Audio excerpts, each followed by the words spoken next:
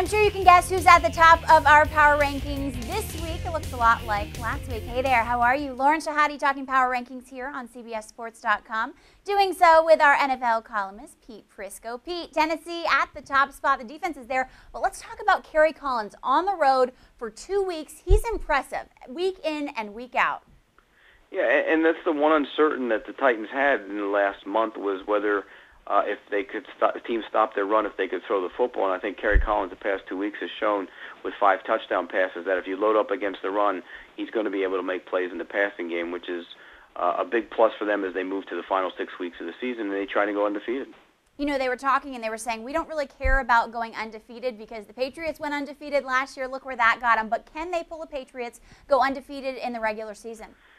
I think they can. The only problem will be, if they beat the Jets this week, which I think they'll do, they almost have home field advantage clinched in the playoffs, and that'll, lessen the fact that you have stuff to play for. So, that last game of the season, the Colts at Indy might need the game to get into the playoffs, while the Titans would have clinched everything. That's the one little thing that might prevent them from going undefeated.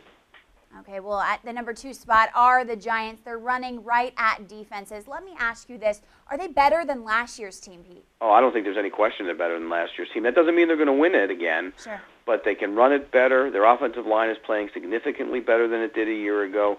And the corners, I think, the emergence of Aaron Ross on the corner has really helped their pass defense. So I don't think there's any doubt they're a better football team than they were a year ago.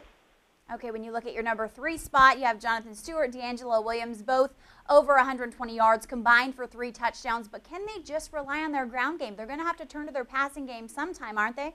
Yeah, and when you look at the Panthers, the past 2 weeks, Jake Delhomme didn't do anything. He was terrible against the Raiders, who aren't a very good football team. They didn't have to do much throwing the ball last week, but they struggled against the Lions at home. I'm a little uncertain about them. Even at 8-2, I put them in the 3 spot, but I really don't know how good they are.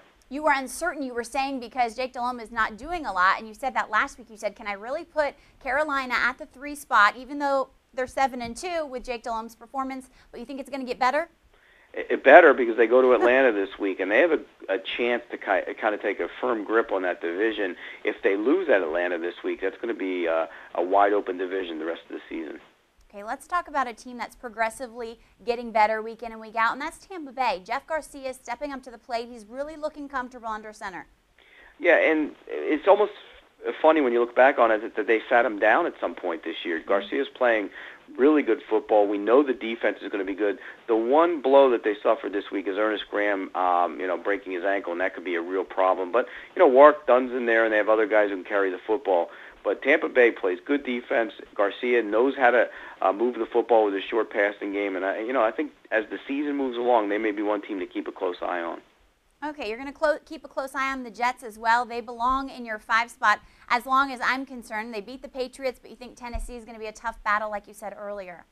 Yeah, and if they go to Tennessee this week, then all of a sudden they go from a team we really aren't sure about, even though they went to New England and won last week, to being a legitimate Super Bowl contender. So I think the game is enormous for the Jets. The Titans are going to have to get up again. They've had four tough games in a row, and now have to come home and play a team that's feeling pretty good about itself. But back-to-back road games is tough in the NFL. I think Tennessee will win that game and will drop the Jets down next week. Okay, well, it's still early. Thanks, Pete, for your time. Appreciate it.